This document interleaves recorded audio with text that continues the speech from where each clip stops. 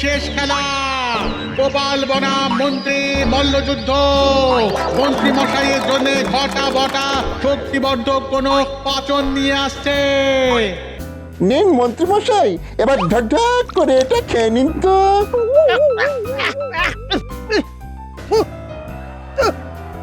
এই এই এটা কি? এটা কি? এটা কুলেখাড়ার রস, খেলে রক্ত আর শরীরে পুষ্টি। এক ঘুষিতে কুপকাত হবে গোপালের গোষ্ঠী। এসব আমার কিচ্ছু লাগবে না। আমি আজ মনের জোরে গোপালকে হারাবো। আরে ও মন্ত্রী মশাই, আর কতক্ষণ অপেক্ষা করব? লড়াই শুরু হোক। ওগো, আমার খুব ভয় হচ্ছে। আরে ভয় পাওয়ার কি আছে গিন্নি? তোমার হাতে এতদিন ভালো মন্দ খেয়ে চেহারাটা কি এমনি এমনি বানিয়েছি নাকি? আমি প্রস্তুত গোপাল, চলে আয়, চলে আয়, শুরু হোক যুদ্ধ, চলে আয়। এ কি আপনি আপনি তুই তো গালি করছেন কেন? আয় আয় আয়। গোপাল আর মন্ত্রী দুজনেই দুজনের দিকে এগিয়ে চলেছে। গোপালও এগিয়ে আসছে। এই মল্লযুদ্ধ যে জিতবে তাকে মহারাজ একদিনের জন্য কৃষ্ণনগরের রাজা করবেন। মন্ত্রী কেমন হাব ভাব দেখাচ্ছে, বাবারে বাবা। ওই বাবারে! গোপাল এগিয়ে এসে সদরে মন্ত্রীর পেটে ঘুষি চালায়। মন্ত্রী কুপকাত মাটিতে লুটিয়ে পড়েছে। বিজেতা গোপাল, হাততালি। খুব জোরে লেগেছে, খুব জোরে লেগেছে। একটু জল, একটু জল। ও এই তো মন্ত্রী মশাই, এই নিন। হাতি ঘোড়া গেল তল, মশা বলে কত জল। সাব্বাস গোপাল, সাব্বাস। আগামীকাল রাজসভায় তোমাকে পুরস্কার দেওয়া হবে, আর সেই সাথে বিশেষ সম্মান। ধন্যবাদ মহারাজ, ধন্যবাদ। তাহলে কাল দেখা হচ্ছে।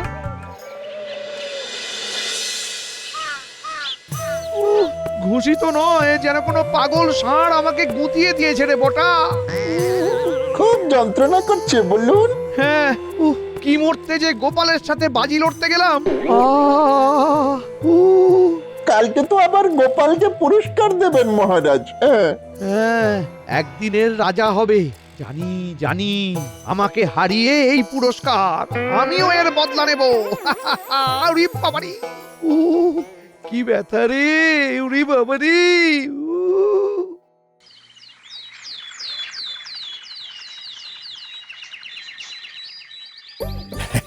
গতকাল গোপাল মন্ত্রীকে অসাধারণভাবে মল্লযুদ্ধে হারানোর জন্য আমি গোপালের হাতে তুলে দিচ্ছি 50 মোহর উপহার। এসো এসো গোপাল, এসো।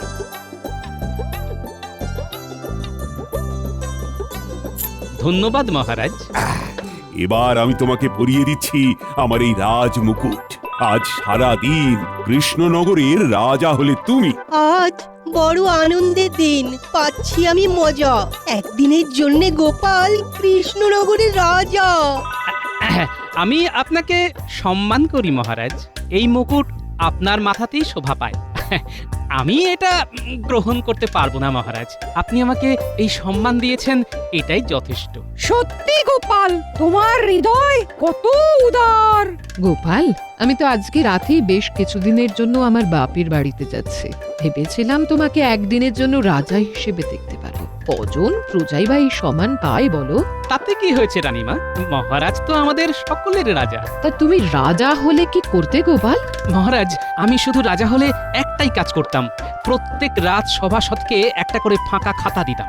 সেই খাতায় কে কি কাজ করছে লিখে রাখতো, আর মাসের শেষে যে সবচেয়ে ভালো কাজ করছে তাকে পুরস্কৃত করা হতো। বাহ, কি উচ্চ চিন্তা! তবু তুমি এই পদ ছেড়ে দিলে? সত্যি গোপাল, তুমি এত উদার তা তো আমি জানতাম না। মহারাজ, আমার বুকের নিচে এত বড় উদর আছে, আর বুকের মাঝে উদারতা থাকবে না, তাই কখনো হয় মহারাজ? দেখো মন্ত্রী, দেখো। ঠিক আছে মহারাজ, আমি তো দেখবই। আমি দেখে নেব। অনেক দিন ডালপালা নিয়ে খেলাধুলো করেছি, এবার মূলাঘাত হবে। আহ, এই সুন্দর পরিবেশে মাথা গরম করো না তো। মিষ্টি খাও, মিষ্টি। আয়, মিষ্টি নিয়ে এসো।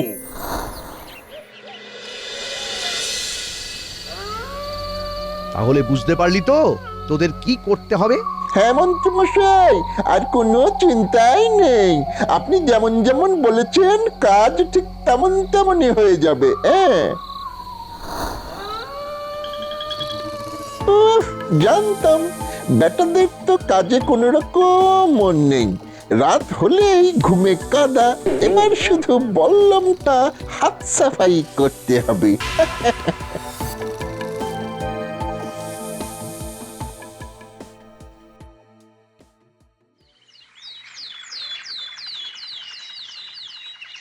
কি আমার বল্লম কোথায় গেল? সত্যিই তো, কালকে তো তোর কাছেই ছিল। তাহলে কি হারিয়ে ফেলেছিস নাকি? যতদূর মনে পড়ছে আমার কাছেই তো ছিল। এবার যদি নতুন বল্লম দেওয়ার কথা মহারাজকে বলি, তাহলে মহারাজ তো রেগে আগুন হয়ে যাবেন। খুবই স্বাভাবিক, কারণ কদিন আগেই আমাদের নতুন বল্লম দিয়েছেন। তার চেয়ে বরং আপাতত কদিন লাঠি নিয়েই ঘোরাঘুরি করব, আর বেতন পেয়ে একটা নতুন বল্লম নিজের পয়সায় বানাতে দিয়ে দেব। সেই ভালো। শোনো, তোমাদের সবাইকে একটা করে খাতা দিয়েছি। গোপাল যেমনটা আগের দিন বলেছিল, এই খাতায় আজকে থেকে তোমরা প্রজা কল্যাণমূলক যা যা কাজ করবে সব লিখে রাখবে। আমি ঠিক 1 মাস পরে এই খাতা চেয়ে নেব, আবার তখন নতুন খাতা দেব। সব কাজ আমি আজ রাতেই গুটিয়ে দেব। সবাই প্রশংসা করছে, শুধু মন্ত্রী মশাই একদম ঠোঁটে তালা দিয়ে রেখেছেন। তাহলে নিশ্চয়ই মনে মনে কিছু ফন্দি ফিকির করছেন। কৃষ্ণচন্দ্র, কৃষ্ণচন্দ্র, জানলা খোল। কে কে কে? আমি রে, আমি সুদূর আকাশ থেকে এসেছি। আমি বল্লম বাবা রে, বল্লম বাবা। আমি মহাকাশ থেকে আসছি। তোর সময় ঘনিয়ে এসেছে। আমি কি ভুল করেছি বাবা? তোর জীবনে অনেক পাপ, অনেক হত্যা করেছিস তুই। হত্যা? না না না, এ তো আমি করিনি। তুই আমিষ খাস না? হ্যাঁ, তা খাই। এটাই তো প্রাণ হত্যা রে পাগল। তাই তোকে খুব শীঘ্র মরতে হবে। হি হি হা হা হো হো হা হি। খুব শীঘ্র।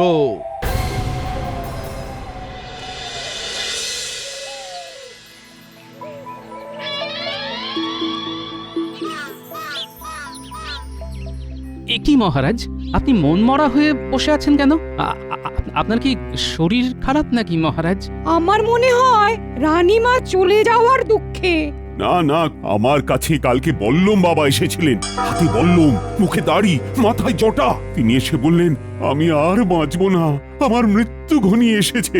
মহারাজ, এসব আপনার মনের ভুল, অথবা আপনি স্বপ্ন দেখেছেন। না না, স্বপ্ন নয়, আমি নিজে জানালা খুলেছি। তোমার মাঝে সাক্ষাৎ মহাকাশ থেকে আগত হলেন বল্লম বাবা। ও, এবার আমার কি হবে? আমি তো মরে যাব। একদম দুশ্চিন্তা করবেন না মহারাজ। মহারাজ, ব্যাপারটা খুবই চিন্তার। আমার এক পিস্তুত ভাই কদিন আগেই বল্লম বাবাকে দেখেছিলেন। বাবা তাকে বিপদের কথা জানালেও সে পাত্তা দেয়নি। তারপর কি হয়েছিল? এই ঘটনার কিছুদিন পর আমার পিস্তুত ভাইটি মারা যায়। সে কি? হায় হায় হায়, তাহলে কি আমিও? মন্ত্রী মশাই যে সত্যি কথা বলছেন তার কোনো প্রমাণ আছে? আজকের আগে তো কখনো মন্ত্রী মশাই ওনার পিস্তুত ভাইয়ের কথা বলেননি। আজ তাহলে সে উদয় হলো কি করে? হ্যাঁ, আমার আরো অনেক ভাই আছে। সবকিছু তোমাকে জানিয়ে রাখতে হবে নাকি গোপাল? তাছাড়া মৃত মানুষকে নিয়ে কেউ মিথ্যে কথা বলে? না না, আমি আর অশান্তি চাই না, একটু একা থাকবো। আজকে রাজসভা এখানেই শেষ হলো।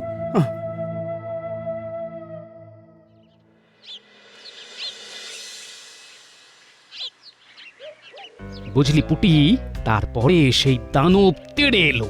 গোপাল, মহারাজ তোমাকে ডেকে পাঠিয়েছেন।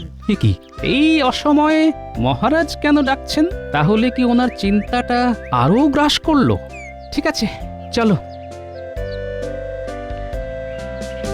এই আমি এলাম রে, তোদের আবার পরে গল্প শোনাবো। আচ্ছা দাদু।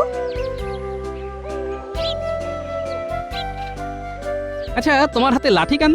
তোমার বল্লমটা কোথায় গেল? এই সেরেছে। ওটা আজকে ওই দুপুরে খেতে গিয়ে বাড়িতে রেখে চলে এসেছি। আচ্ছা আচ্ছা।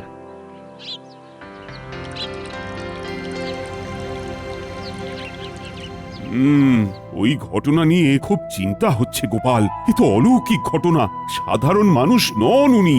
মহারাজ আপনি একদম চিন্তা করবেন না, আমি ব্যাপারটা দেখছি। আহ, চিন্তা না করে কোথায় যাই বলো তো? রাত বিরেতে মহাকাশ থেকে এলেন তিনি। আমি অনেক পাপী গোপাল। না না না না, আমার মৃত্যু অনিবার্য। এসব উল্টোপাল্টা চিন্তা একদম করবেন না। রানীমা বাড়িতে নেই, আপনার হঠাৎ করে কিছু একটা বাড়াবাড়ি হয়ে গেলে কি হবে বলুন তো? হ্যাঁ হ্যাঁ, সবই বুঝতে পারছি, কিন্তু ঠিক আছে, তুমি যাও।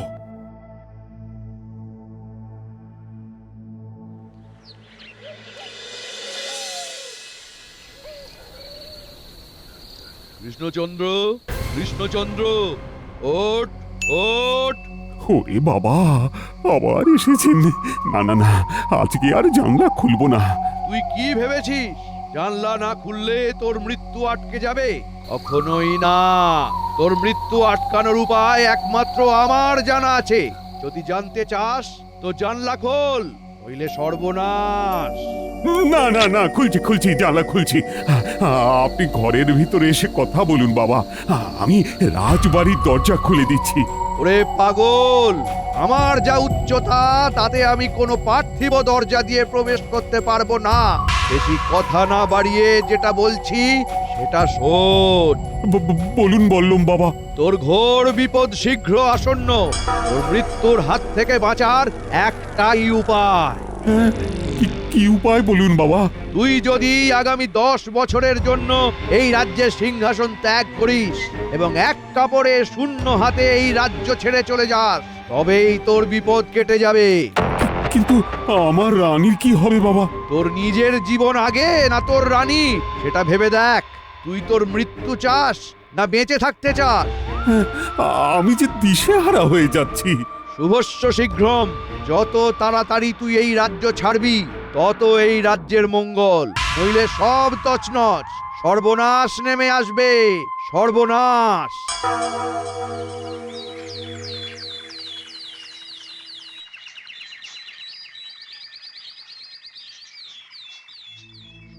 এ কি মহারাজ, আপনার একই অবস্থা? চোখের নিচে কালি, গায়ে রাজবস্ত্র নেই, আলুথালু অবস্থা। না না, আর ভালো লাগছে না।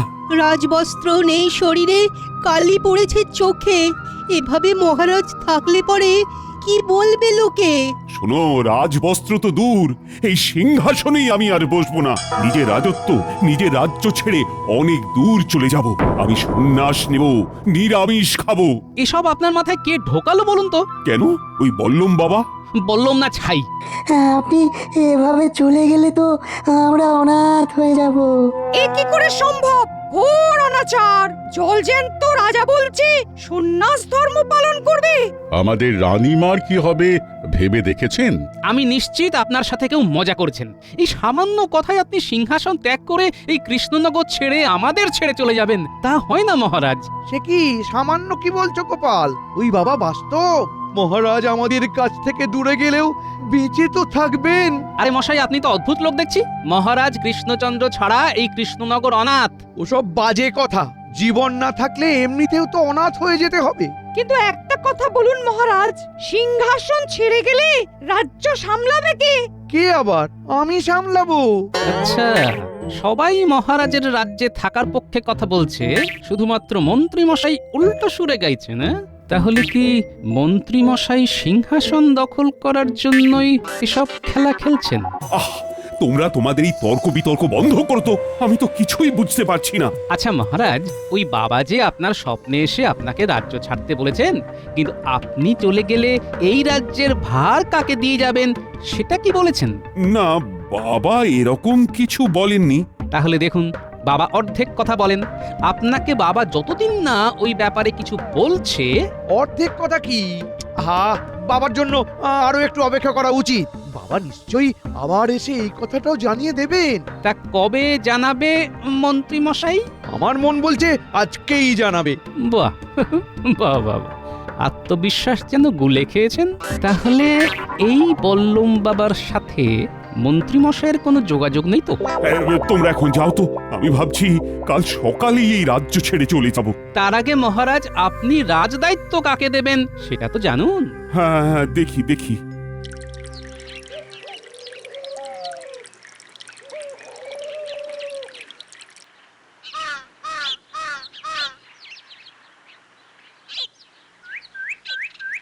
আরে আরে আমাকে দেখেই কি লোকাচ্ছ? কি আছে পেছনে? কিছু না গোপাল দাদা, ওই লাঠিটা। আচ্ছা একটা কথা বলো তো, তোমাকে তো সেদিন দেখলাম হাতে লাঠি, আজকেও হাতে লাঠি, ব্যাপারটা কি? বললাম কোথায়? বললাম চুরি হয়ে গেছে গোপাল দাদা, মহারাজ শুনলে খুব রেগে যাবেন। সে কি, এই সামান্য ব্যাপার বলনি মহারাজকে? আর এদিকে মহারাজ বল্লম বাবার কি বললাম বাবা? না না কিছু না, মহারাজ না থাকলে এমনিতেও তোমার চাকরি যাবে। এ কি, আমাদের চাকরি যাবে কেন? যদি চাকরি বাঁচাতে চাও তাহলে আজকে সন্ধেবেলা আমার সাথে মন্ত্রী মশাইয়ের বাড়িতে যাবে, আর এই কথাটি কাউকে বলবে না, কেমন? আচ্ছা গোপাল দাদা।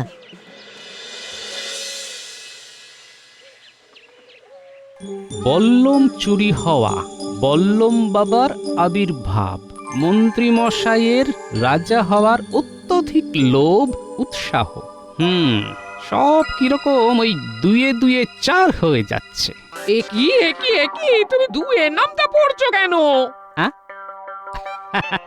না না গিন্নি, নামটা নয়, এ হলো ষড়যন্ত্রের সমাধান সূত্র। এখন আমাকে এই সূত্র ধরে এগিয়ে যেতে হবে।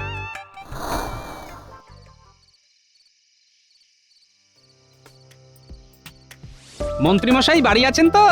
এ কি গোপাল, তুমি তুমি আমার বাড়িতে কি করতে এসেছো? আপনি তো আমাদের রাজ্যের মন্ত্রী, কোনো সমস্যা হলে হয় মহারাজকে জানাবো, নইলে আপনাকে জানাবো, কি তাই না? তা কি তোমার সমস্যা সেটা শুনি। একটু দেরি হয়ে গেল। এ কি, আরে তুমি এখানে কি করছো? ওর তো সমস্যা একটাই, ওর বল্লম চুরি হয়ে গেছে। বল্লমের ব্যাপারে আমি কি জানি? না, মহারাজ এখন মানসিকভাবে বিপর্যস্ত, তাই আপনি একটু বল্লম খোঁজার যদি ব্যবস্থা করেন। না না না না না, আমার হাতে অত সময় নেই, আমার অনেক কাজ আছে। মন্ত্রীমশাই, আজ রাতেই শেষ, এবার আমাদের বকশিস। কি ব্যাপার, কিসের বকশিস? তোমার এত জেনে লাভ নেই গোপাল। না না না না না না না, জানতে তো হবেই। তুমি বেরোবে না গায়ে জল ঢেলে বের করে দেবো? এই চলো চলো চলো।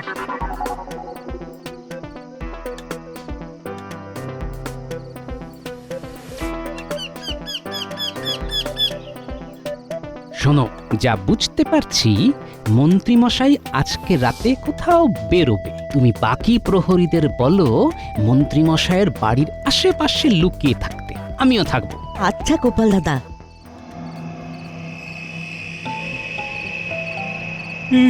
অনেক রাত হলো, এখনো তো কোনো সাড়া শব্দ নেই। আমার অনুমান অনুযায়ী কাজ তো আজকে রাতেই হতে হবে। এ কি গোপাল, বাঁশ হাঁটছে? তাই তো দেখছি। মন্ত্রীমশাই, আপনি তাহলে আপনার কাজে এগিয়ে যান, আমরা এখানেই আছি।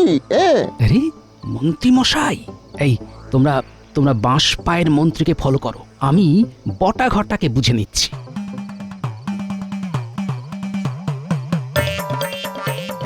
এই মাটি করেছে গোপাল, তুমি পালাও পালাও। পালিয়ে যাবে কোথায়? চারদিক থেকে সৈন্য ঘিরে ফেলেছে। ওরে বাবা রে, পড়ে গেলাম রে, কোমর ভেঙে গেল রে। ওরে বাবা রে। এই যে বল্লম বাবা সেজে ছলো না, ভুল হয়ে গেছে, আমাকে ছেড়ে দাও গোপাল, আমাকে ছেড়ে দাও, আমি রাজা হওয়ার জন্য গোপাল। ছেড়ে তো দেব না, ছাড়িয়ে দেব, এই নকল গোঁপ দাড়ি ছাড়িয়ে দেব।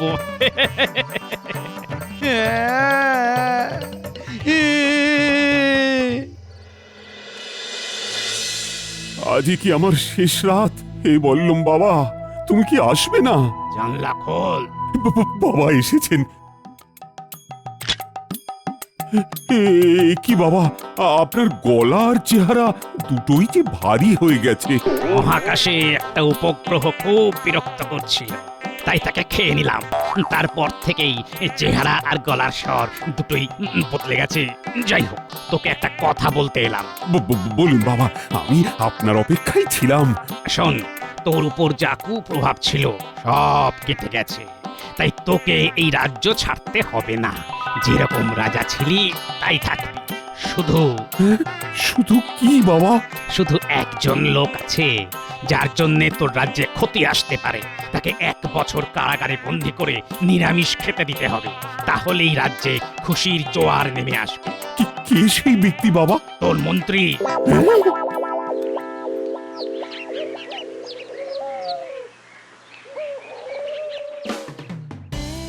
বল্লম বাবা বলেছে তোমাকে 1 বছর বন্দি রাখতে আর নিরামিষ খেতে দিতে, তাহলেই রাজ্যের মঙ্গল। এসব এসব ষড়যন্ত্র মহারাজ, আরে আরে এসব গোপালের ষড়যন্ত্র।